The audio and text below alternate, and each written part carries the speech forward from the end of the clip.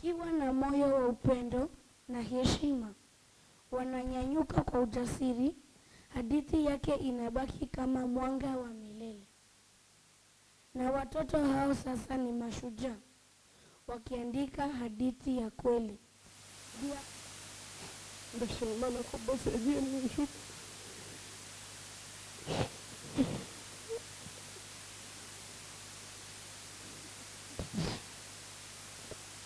Ndashimana ko umuryango wacu ari intwari. Ndashima mama watubyariye intwari bose. Barakoze cyane.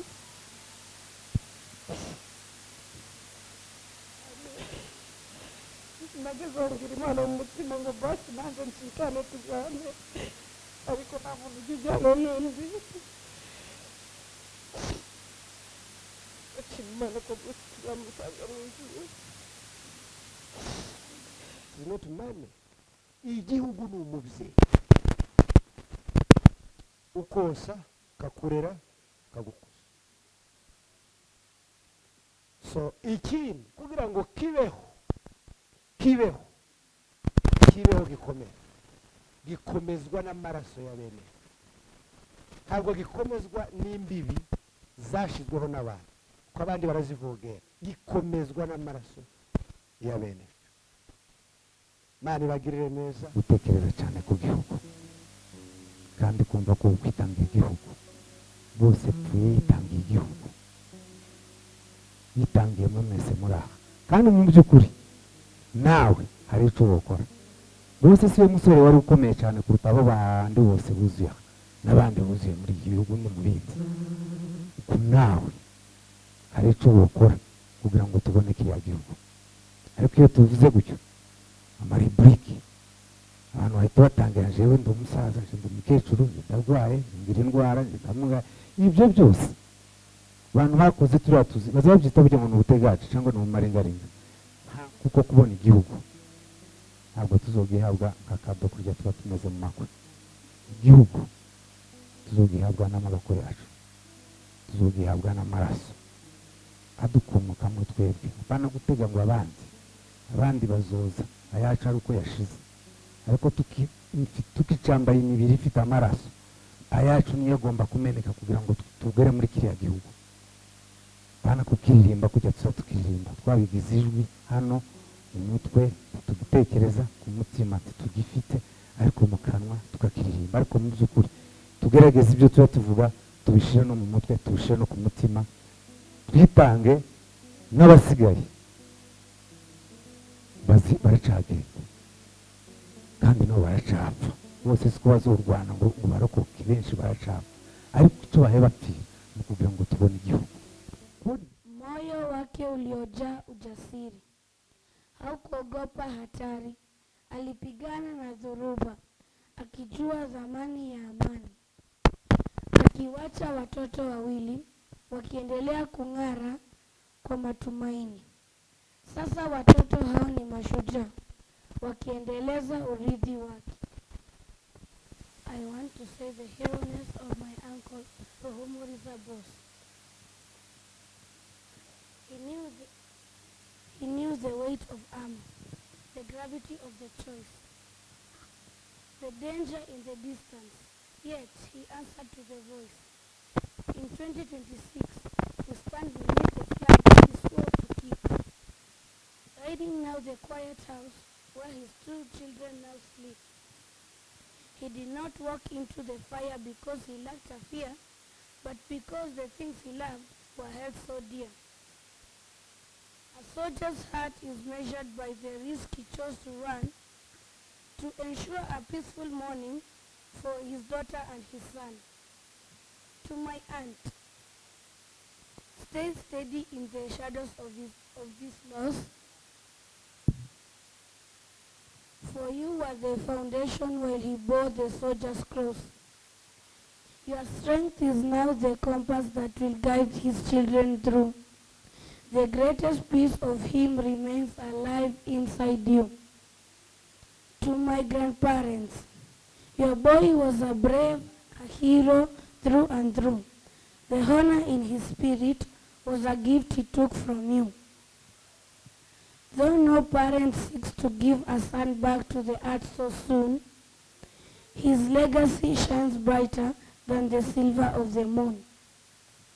Though he has left the front lines for a place of lasting rest, he lives in every heartbeat thumping in a young child's chest.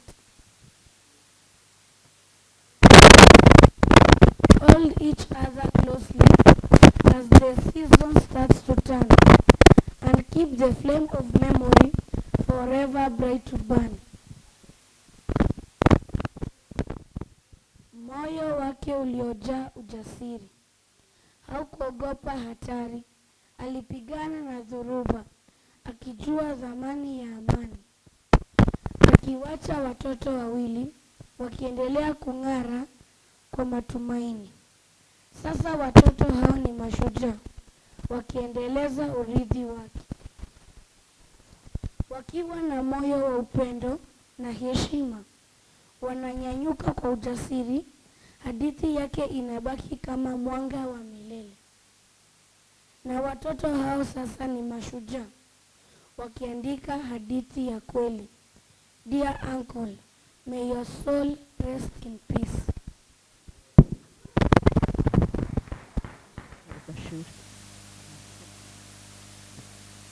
Murakoze cyane umubyeyi ku magambo meza avuze. Nanjye reka mvugeho ku minota mike, ntabwo ndi butinde.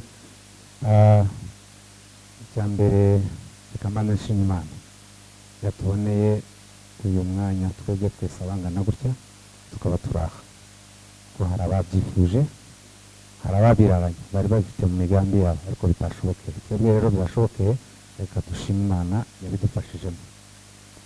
Icya kabiri, ndatanga mpore no gutanga pole ku bibazo biri kuba mu bwoko kubw'umwihariko umuryango w'Abasegege ariwo w'amanyana yacu. Uyu munsi ari naco catumye tuba duhagaze hano uyu munsi. By'ukuri ubwoko bwacu bufite ikibazo kiremereye kirenze uko abantu babitekereza kandi badafitiye umuti. Gusa ni kujya nyine bagiye babivuga, dufite Imana izitabara abayo iyo basenze cyane ariko bagasengana umwete ngo izibatabara. Rero icyo nicyo kiza kiduhumuriza, ariko mu by'ukuri ibibazo turi mu bibazo bikomeye bimaze imitima yacu irarushye, irarambiwe, ntacyo twokora ariko turarushye kubera ibi bibazo.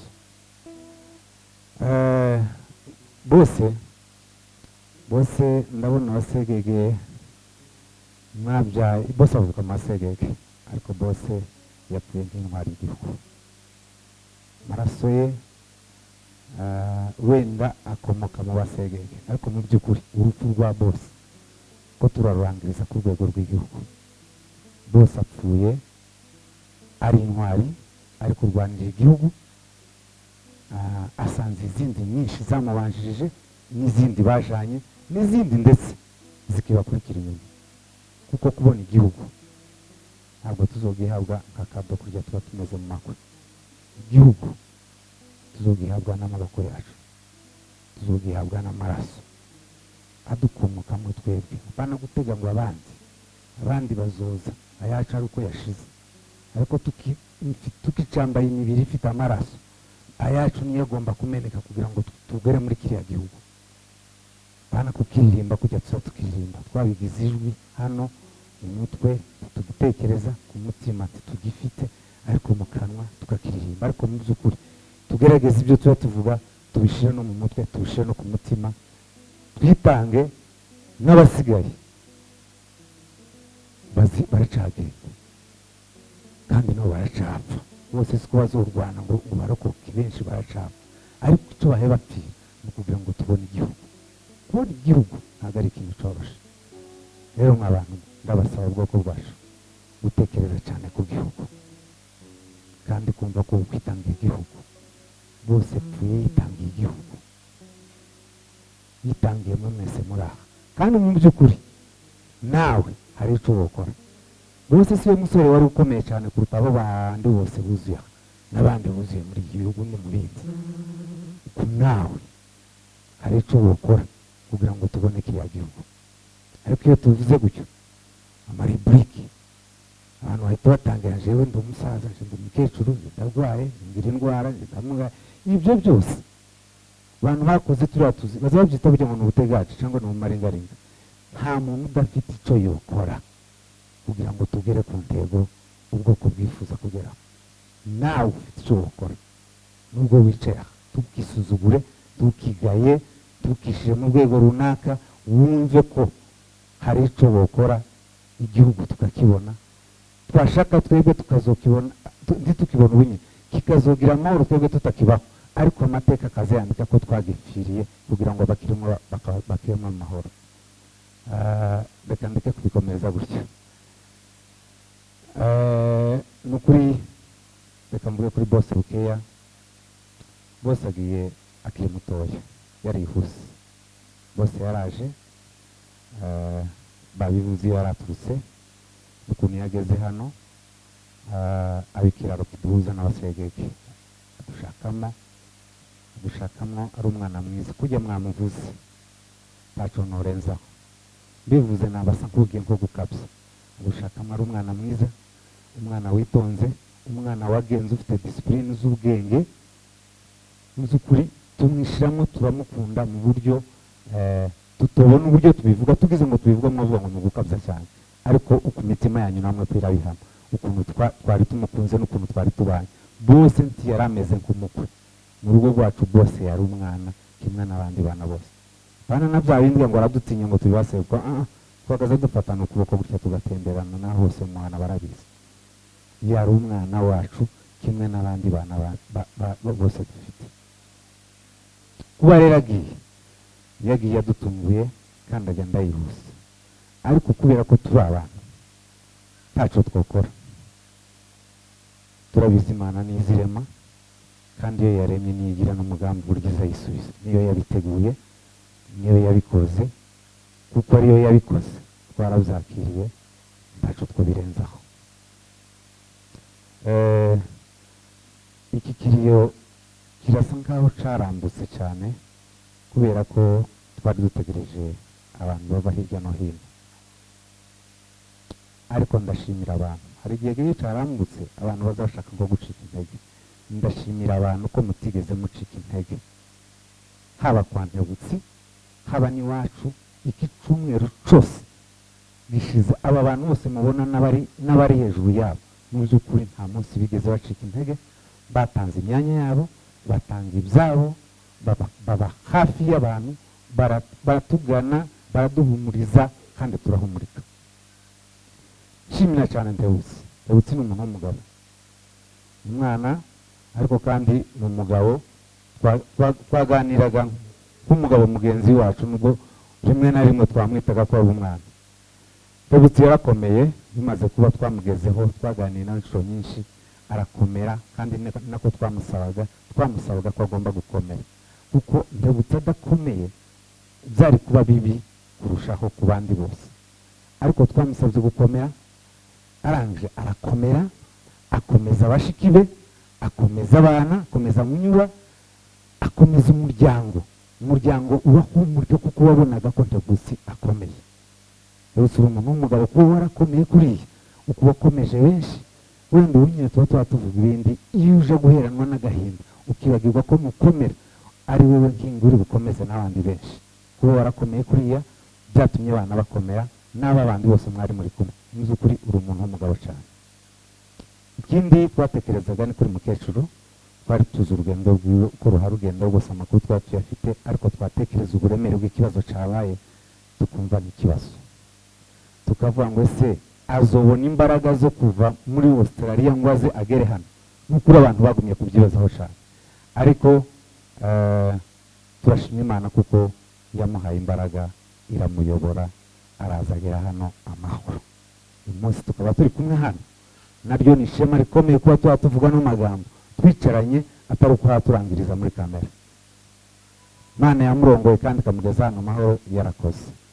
Ikindi ndashimira na mukuru wanje, mu by'ukuri byari bigoye kubyakira tukimara kubimenya, ariko yarakomeye n'umudamu bamera neza, barahumurika kandi bigenda neza.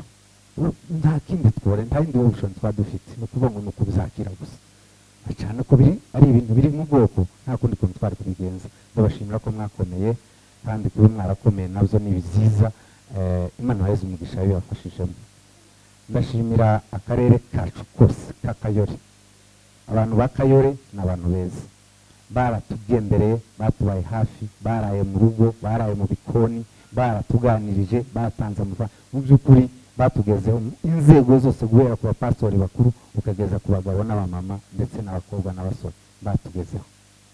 Turabashimira cyane, mwakoze ikintu gikorwa cyiza kandi tubasaba ngo muzohore mugikora, mugikorere n'abandi, kandi Imana yabafashijemo izoheza umugisha.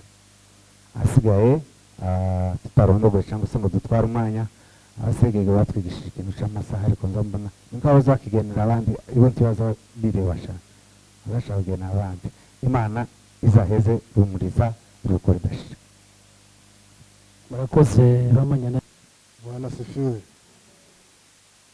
Mbere turabanza dushime Imana, kuko Imana niyo nkuru, niyo mugenga w'isi. Twebwe nta na kimwe tukora uko Imana itugize. Mbere dushimiye Imana ku bantu bose tumaze guhura n'uyu mwijima, abantu bose babaye hafi yacu kuza kudutabara, abantu bageze hano mu rugo rwa mwene data, mwese turabashimiye.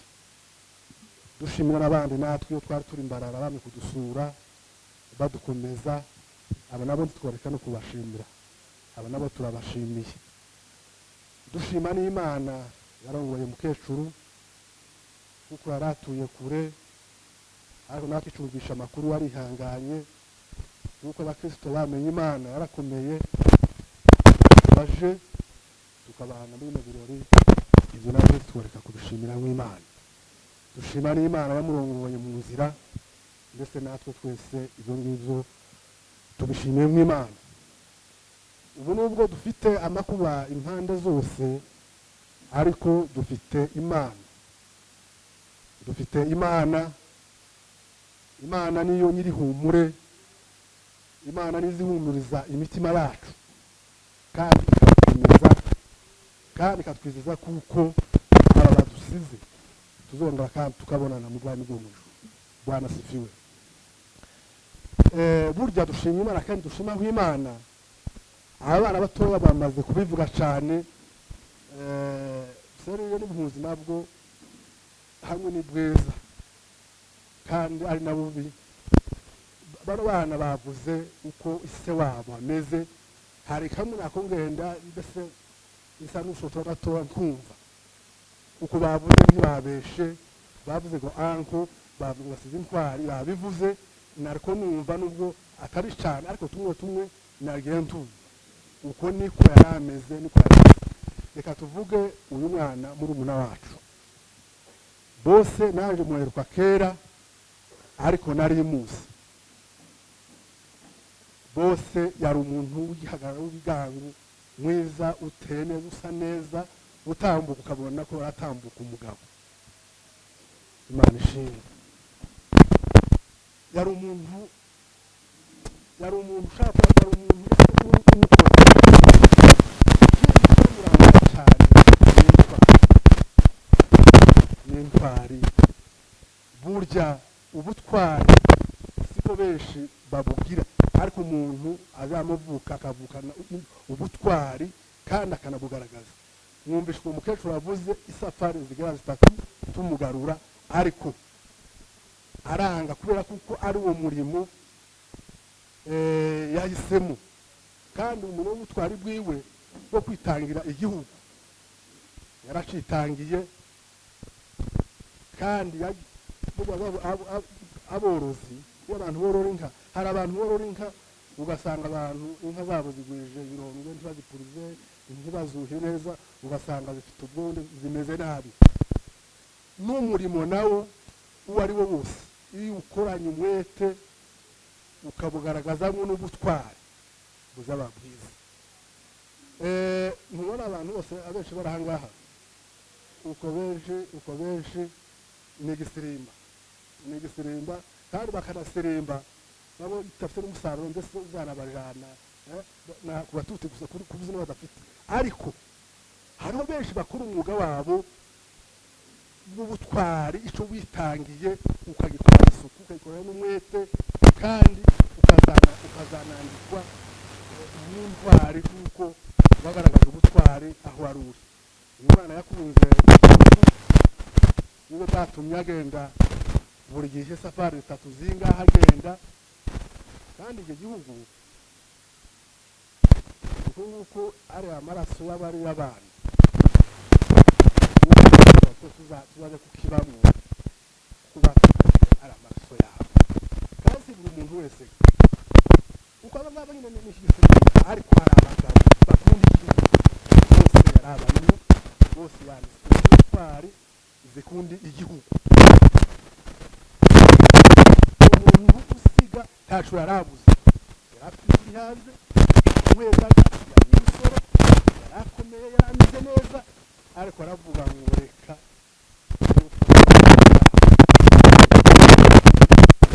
ababyeyi tuzaje muri kiriya gihugu abantu bakijwe abantu bameze neza arahabura bose genda neza uri intwari genda neza tuzaba tukwibuka uri umugabo ushaka imana izakora mu bantu bwo mu ijuru twakire pastor Nganyika batambuka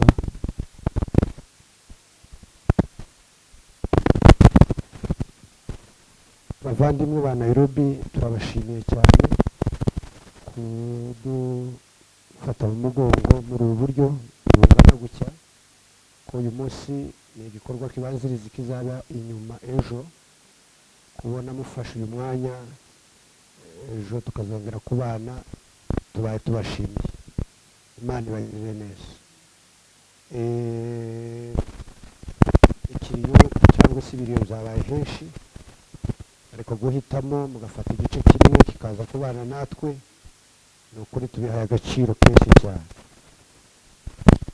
Yakobo yaranditse aravuga mu gice cya kabiri aravuga ngo hahirwa uwihanganira ibimugaragaza ngo namara kwemera azahabwa ikamba ry'ubugingo n'iry'umucamanza utabera yasezeranije abayikunda kuri wa munsi wa mateka ubwoko bwacu bavandimwe cyane na Nairobi tubaye mu uyu munsi muhumure imana irahari abagabo muhumurike ababyeyi muhumurike imana irahari umuntu umwe yigeze kumbwira mu rwitsakuko kera imyaka yashize nka za 98 na 7 arambwira ngo ese kuko uza wihanganira kunywa amata abana basize batayemo inkonda hanyuma abandi bagenda bayashoroza bamara kuyagwiza bagashyira mu makurutu bakakuzanira ko kuzuza uyanywa ufite inka warasize inka ndamubwira ngo igihugu uretse n'amata yasizwe arimo inkonda igihugu kimenirwa n'amaraso umwanditsi w'umuhanga yashatse kugereranya ikintu cyubaka igihugu aravuga ngo nta kindi uretse umubyeyi w'umuntu kandi umubyeyi apana papa mama wambyaye akanyuze niko igihugu nicyo gisobanuye igihugu gisobanuye umubyeyi igihugu si ubukire is not money igihugu ni umubyeyi ukonsa kakurera kagukuza so ikindi kugira ngo kibeho gikomezwa n'amaraso ya bene ntabwo gikomezwa n'imbibi zashizweho n'abantu ko abandi barazivogera gikomezwa n'amaraso ya bene Imana ibagirire neza twavuye kure tuje guhumuriza uyu kubahumuriza mwese Nairobi n'abandi tutabanye ndabizi ko biri kuri social media ariko mwese aho muri bubiriyo turavuze ngo muhumurike Imana yo mu ijuru bahumurize dufite isezerano ko Imana izatugirira neza dufite isezerano ko Imana izabana natwe dufite isezerano ko Imana izatuhoza amarira, dufite isezerano ko tuzaseka. Ibihe bibi buri gihe bisimburanwa n'ibyiza, dufite iryo sezerano rero. Imana ibagirire neza. Bose rero yabaye mu ntwari kimwe n'izindi, ari umwana muto kugeza uyu munsi tabarutse ari intwari, ari ku rugamba. Njye nari muri Kongo bamaze kumbwira ayo makuru, kurikiranye ibintu byose uko byagendaga, naho yakomeretse n'ibiki byose baranyerekaga ku mashusho, ibintu byose nakurikiranye ko bamushyinguye mu cyubahiro gikomeye. Shimiye Imana ko byagenze neza. Baramushyinguye, mushingura ku musozi uriho bene se. Uyu munsi biba irahari kumwibuka, ni ibisanzwe ko banditse mu ijambo ry'Imana ngo ni heri sana kukumbuka mwaminifu. Ubwo tuzahora tumwibuka nk'uko abandi babivuze, kandi yaratwitangiye twese kugira ngo tugire amahoro. Turabashimiye rero, Imana ibahe umugisha. Umuryango rero ndagira ngo mbahe recommendation kuko ejo ntazongera kuvuga kandi ndi umushyitsi. Perezida wacu Hagenumi, thank you so much. Nshimiye perezida, umwana muto nk'uyu. Ejo bundi twari mu kiriyo n'ubundi hano twibuka mwene data Butoto nawe waguye muri ako gace. Ejo bundi twarimo twibuka umusaza data wacu Muhoza tuye hano ejo bundi wabaye umugabo. So aba n'abandi bose baje kugutabara, uza ukangurira iyi mbaga yawe gukomeza kubana n'abandi, ukaba intangarugero.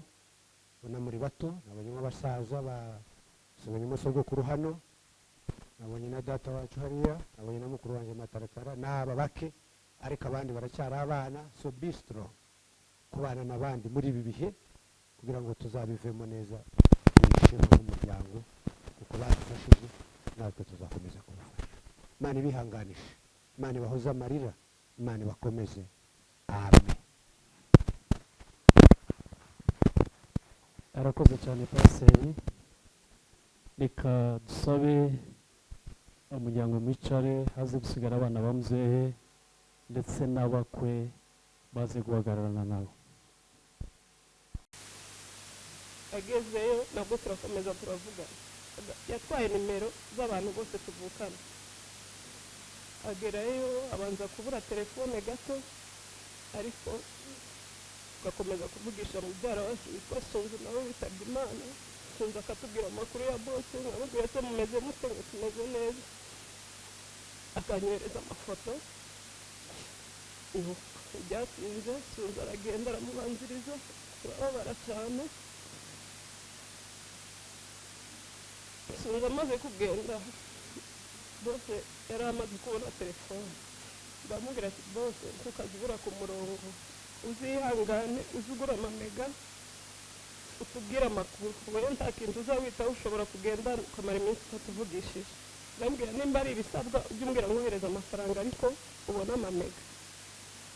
Bose ntabwo igeze abura amamega, buri munsi twaravugana. Rero biragoye cyane guhagarara kuri uyu munsi. Nahoraga nikanga nkabwira Imana ngo Mana uzandinde guhagarara imbere y'abantu ngiye kuvuga ku bintu nk'ibi bimeze gutya. Ngahorana igihunga, buri gihe barwana nkabura amahoro, nkamwandikira akansubiza ati twabayeho ati turiho, mwihangana tumudufashe gushima Imana turi amahoro.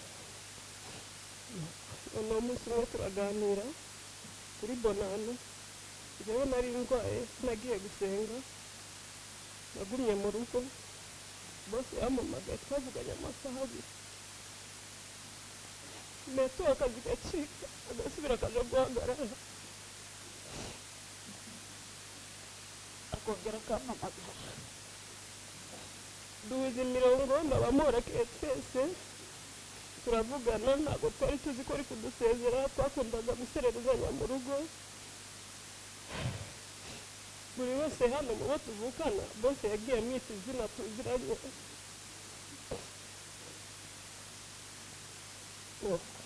Ndamubwira se bo uzi ubona tuzongera kubonana?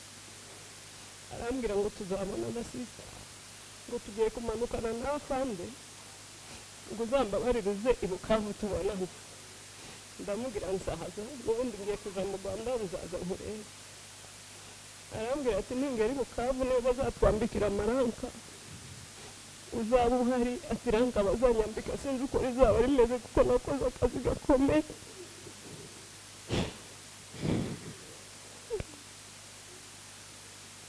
Ndashima Imana ko iranka bose yambiye Imana yari mwambitse.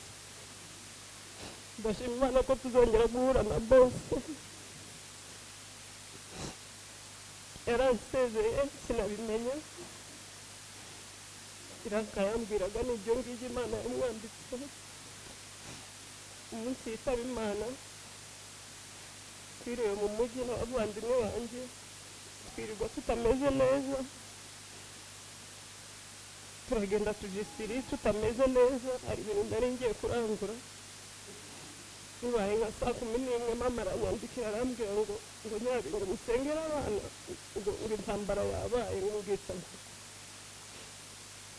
Ndavuga nti reka mbaze Rora w'umunyamakuru, ndamuhamagara Rora ndamushimira cyane, inshuti yacu. Ndamubwira se Rora bimeze gute?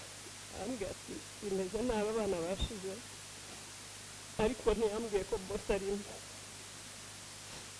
Nahise mpaguruka ngira Muhora Ken tugende, ndumva sinzi uko mbaye. Nahise numva umubiri wanjye ucitse intege cyane, umutima urandya. Mpamagara mama ndamubwira ati majyama, amasaha yagiye. Mama arambwiye ngo yabuze ibitotsi, hari saa sita z'iwabo.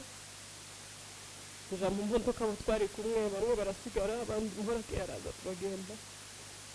Tugera hano tugeze mu rugo nka saa 3 nibwo batubwiye amakuru ya bose.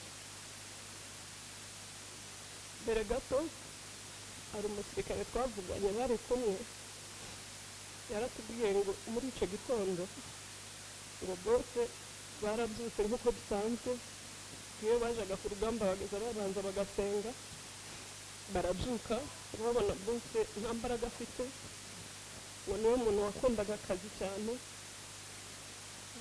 Barababwira ngo basenge, barasenga. Barangije gusenga ngo bashiramo igisirimba barabyina, barangije ngo baravuga ngo bafate ibikoresho bagenda.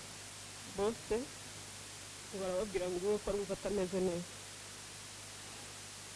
Baragenda, bageze iyo bari bagiye ku rugamba, ari kumwe na mugenzi we bakoranaga. Bose ngo yicaye ku ruhande, bigeze nko saa 8 bose arahaguruka. Iyo yahagurukaga baravugaga ati Imana ishimwe ko ahagurutse. Ngo aramubwira ngo zana nkwakire, aramufasha akora akazi ke neza yishimye. Bigeze mu masaha 11 nibwo bamurashe. Ndashima Imana ko bose yagiye mu ijuru.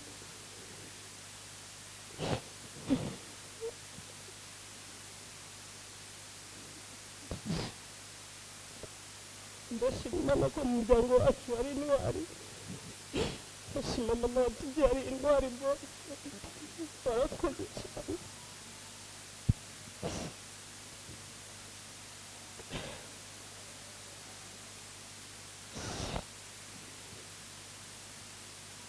Ndashima Imana ko bose yavutanye umuryango, bose n'inshuti yacu.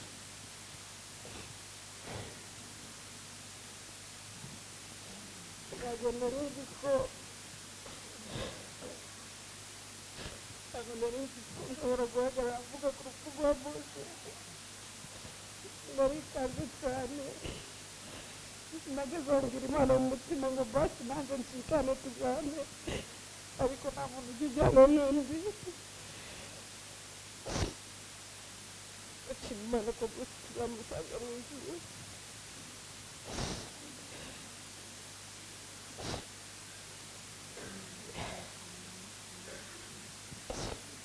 Ndashimira abantu bose badutabaye, tukimara kuba twarababonye. Njye hari abo ntabonye bitewe na situwasiyo nari ndimo, ariko barambwiye abo nabonye n'abo ntabonye. Narakoze cyane, naraje muhagararana natwe muratwihanganisha. Gupfusha ni ibintu bibi, nicyo kintu cya mbere nabonye kibi ku isi. Mwarakoze cyane kutuba hafi. Imana ibahe umugisha abapasiteri, inshuti zo mu muhana, abavandimwe, barumuna banjye, ndashimira ababyeyi banjye, ndashimira papa ahari babashije kwihangana, papa na Yarine na Keve na mama barihangana babasha gufasha mama araza. Imana ibahe umugisha. Ndashimira mama yabikunda wazanye na mama akamwihanganisha, ntabwo byari byoroshye akamugeza hano. Nabuze ko ntazongera kurira kubera ko nararize bihagije. Mama yabikunda warakoze cyane, Imana iguhe umugisha kubw'igikorwa wakoze muri inshuti nziza. Ndashimira Munyura yatubereye umwana mwiza, yatubereye umugisha. Iminsi yose yabanye na bose, nta jambo twigeze twumva na rimwe. Ndamushimira ko yakunze umuvandimwe wanjye, yakunze bose cyane. Ndamushimira. Munyura ndakwizeza ko turi kumwe, ntacyo uzatuburana,